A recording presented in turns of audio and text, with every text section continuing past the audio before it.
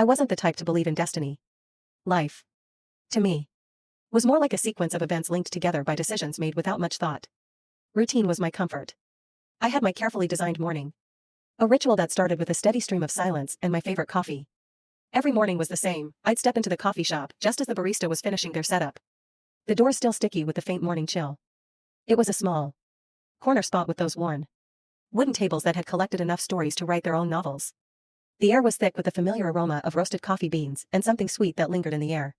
Over time, that place had become my oasis. Amid the quiet hum of the espresso machine, the gentle murmur of early patrons, and the occasional jazz tunes piped in through old speakers, I found a stillness I couldn't get anywhere else. And, as with most routines, I took comfort in the familiar faces of the other regulars. Each day, the barista knew to pour me a large Americano. No room for cream. Extra hot. I'd sit at the same table, near the back, where the light filtered in just right and cast a warm glow on my coffee. It was here I often found myself seated, alone, and content. 4 months. It was perfect. A routine as solid as the oak counters. And then, one morning, it wasn't. I first noticed the stranger during a morning rush. A Tuesday, I think. They were at a table near the window, a lone figure, cradling a ceramic mug as if it were the last drop of warmth left in the world. They Saturday bathed in a soft light, wrapped in a worn sweater that looked as if it had traveled miles to settle on their shoulders. At first, it was nothing more than a glance. They were simply another face in a room of early risers. But day after day, the stranger was there, same time, same table, always with a book or a notebook, always quiet, lost in their world. I couldn't help but notice them, sitting across from me in that space as though they'd always been a part of the coffee shop. The idea of destiny crept into my mind again, uninvited, nagging at the back of my thoughts. Each morning, I would sit in my spot, sip my coffee, and steal glances. And each morning, they were there, steady as the ticking of a clock. Something about their presence felt grounding, even though we had never spoken, and they had never looked my way. It was as if a connection, invisible but tangible, had somehow formed between us. I wondered what brought them here every morning. What thoughts filled their mind? What words they penned on paper or read so intently. Days turned into weeks, and my observations grew. I began noticing details, small, nearly invisible gestures. The way they would run their fingers along the spine of their book. The way their eyes crinkled slightly as they read, lost in concentration. The faint, almost imperceptible sigh they would release after each sip, as if grounding themselves in each moment, each breath. Yet, as intrigued as I was, I kept my distance. I told myself that they were just another person with their own routine, just another traveler passing through my own. But the curiosity, subtle and gentle, began to root itself deeper within me. I found myself adjusting my own timing just slightly, sometimes arriving a bit earlier to see if they were already seated or staying a bit longer to catch the final moments before they left. It was a silly fascination. I knew that. But in the same breath, it was the kind of fascination that feels harmless at first, only to evolve into something you can't quite explain to yourself, let alone anyone else. And so, I watched them in silence, a quiet observer in the background of their life. There's a strange comfort in admiring someone from afar, an almost poetic tranquility in the distance. It's an infatuation that's safe because it's untouchable. I had my coffee, they had theirs. My table, their table. And in that distance, I crafted a quiet reverie. A secret thrill. But what was I really seeking? Was it connection or simply the thrill of imagining one? Some mornings, I told myself it was just my imagination. After all, they'd never looked my way. But then I'd see them sitting at that table again, and the curiosity would creep back in. I found myself drawn to their subtle presence. It was like the universe had gently placed them there, right in my line of sight, without explanation. At first, I tried to convince myself that it was only curiosity. People watching was a harmless pastime. I could pretend that this person wasn't becoming the brightest part of my mornings, that I wasn't unconsciously rearranging my schedule to catch a fleeting glimpse of them. But my heart betrayed me. Each time I saw them, it fluttered just a little, quickening to a rhythm I didn't want to admit I recognized.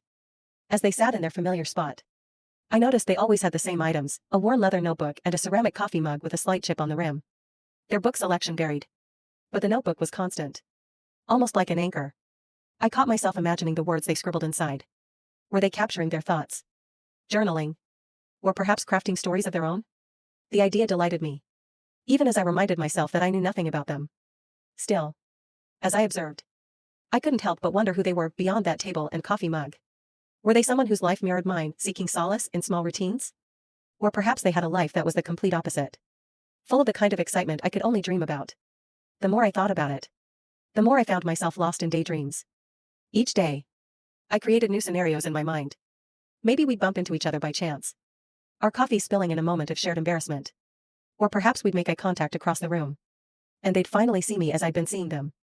The what-ifs grew louder, filling the quiet spaces of my day with fleeting glimmers of what might be. But I couldn't bring myself to act. The thought of interrupting their quiet routine felt almost wrong, like I'd be disrupting the balance of our separate lives.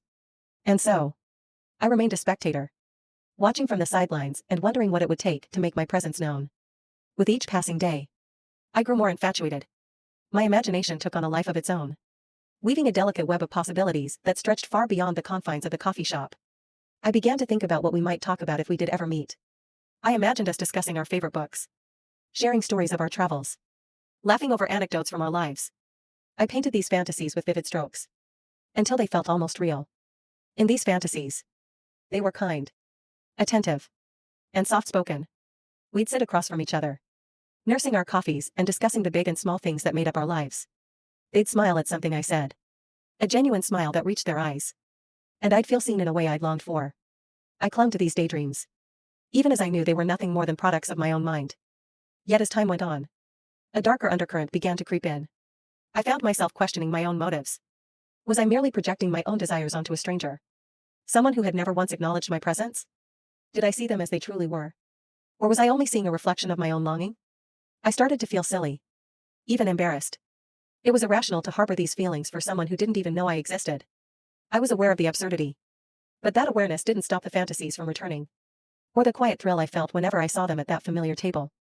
And so, I kept going, indulging in these imaginary moments that danced just out of reach, suspended in a reality of my own making.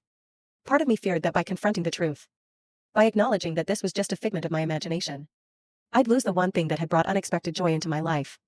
Eventually, I couldn't help but analyze every detail. I noted the way they seemed lost in thought, their gaze drifting to the window now and then, as if searching for something just beyond the glass. A few times, I saw them absent-mindedly tracing a faint scar on the back of their hand.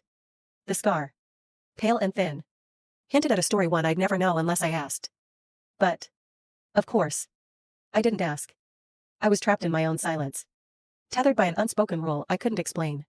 Instead, I let my mind fill in the gaps, constructing a narrative from the small clues I'd gathered over time. They became a character in my own story, a puzzle I longed to solve but never could. Sometimes, I wondered if they were lonely. It was a strange thought, but there was a quiet solitude in the way they carried themselves, as if they were used to being on their own. It made me feel an unexpected sense of kinship, a connection rooted in our mutual solitude. Perhaps that was why I felt drawn to them, why I'd made them the center of my daydreams. In some unspoken way, I sensed that we were alike. One morning, the coffee shop was unusually crowded, forcing me to take a seat closer to them than usual. My heart pounded as I settled into the chair, feeling their presence just a few feet away. It was the closest I'd ever been to them, and the proximity felt both exhilarating and terrifying. I stole glances at them, my heart racing each time I looked their way. They were engrossed in their notebook, pen moving swiftly across the page. I imagined the words they were writing, wondering if they were pouring out their thoughts as I was mine. At one point, they looked up briefly, and for a split second, our eyes met. It was only a moment, but it felt as if time had slowed. My breath caught, and I quickly looked away, my cheeks flushed with embarrassment. It was such a small thing, a fleeting glance, but it left me reeling. I felt a thrill I hadn't felt in years, a spark that reminded me of the heady excitement of a first crush. After that moment, I couldn't focus. My thoughts raced, replaying the look, the faint surprise I thought I'd seen in their eyes. It was irrational, I knew, but I clung to that brief connection as if it meant something. In my mind, it became a turning point, a sign that maybe, just maybe, they'd noticed me too. But as days passed, doubt crept in. I began to question everything I'd felt, wondering if I'd fabricated the entire connection. After all, it was just a glance, one of many that passed unnoticed every day. I had no reason to believe that it had meant anything. And yet, I wanted to believe. I thought about all the time I'd spent observing them, the fantasies I'd created, the imaginary conversations that had filled my mornings. Was I simply projecting my own desires onto a stranger, constructing an idealized version of them that had no basis in reality? The thought unsettled me. I wanted to believe that what I felt was real. That there was a connection, however small, that linked us together. But the rational part of me knew better. It was just a crush. A harmless fantasy that had taken on a life of its own. Nothing more.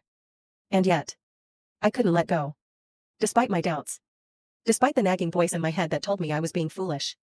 I kept returning to the coffee shop. Hoping for another fleeting glance.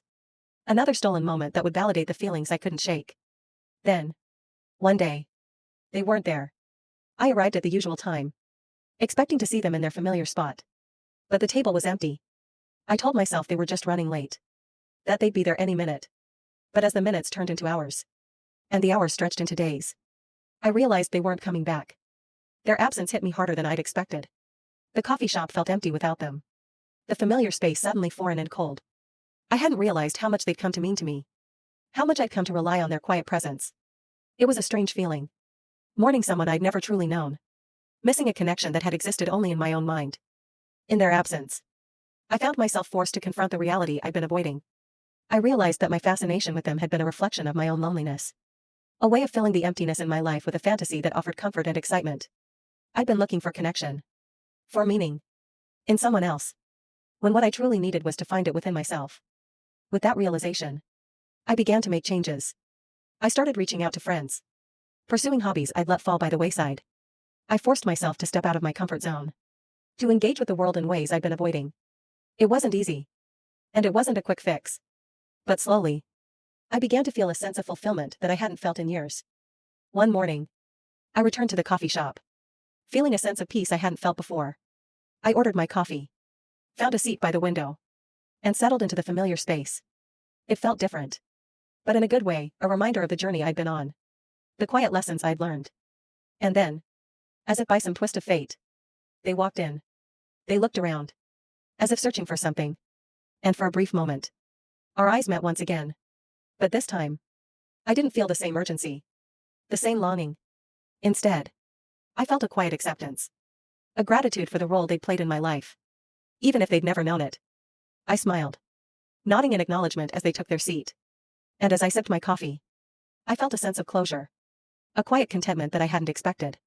Sometimes, I realized, the most profound connections are the ones we make within ourselves.